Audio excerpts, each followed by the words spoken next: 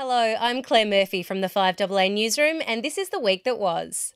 Self-proclaimed bikie boss Vince Focarelli applied for bail this week so that he could attend his stepson's funeral on Friday.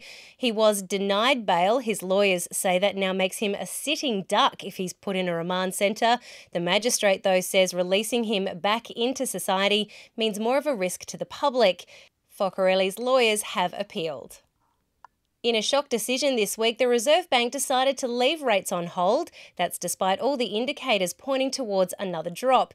It was not the news that SA retailers wanted to hear. They say after a tough December, it looks like they may have to lay some staff off. Aussie tennis star Bernard Tomic has decided to get rid of that orange BMW that's been causing him so much trouble with the Gold Coast police. He put it up for auction and it sold for just under $150,000. He says he no longer needs it because he's now going to be basing himself in Paris. The New York Giants won the Super Bowl over in the States this week, but that wasn't the biggest talking point. Madonna played the halftime show on a very elaborate moving stage with hundreds of extras, but it was one of her invited guests that caused a bit of trouble. MIA, a rap star who sings in Madonna's latest song, decided to flip the bird, which did not go down well with TV audiences.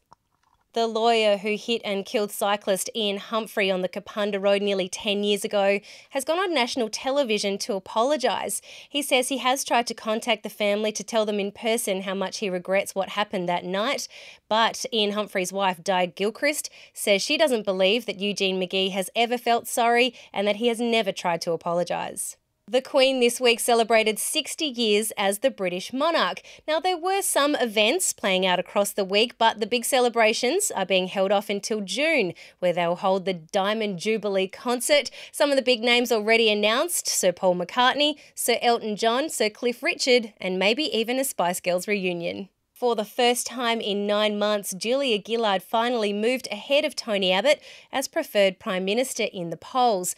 Unfortunately for her, though, it's not Tony causing the most headaches. It is her Foreign Minister Kevin Rudd, who in the polls beats her as preferred Labor leader. Both Queensland and New South Wales have been hit hard by flooding this week.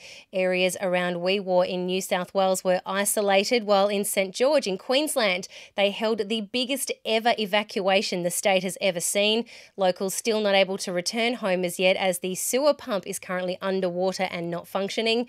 Now, all that floodwater from Queensland is unfortunately heading over the border back to New South Wales, where thousands more will be stranded. You can check out more details of the story you've seen just here on the website at 5AA.com.au, but make sure you keep listening for more news as it happens on 1395, Adelaide's 5AA.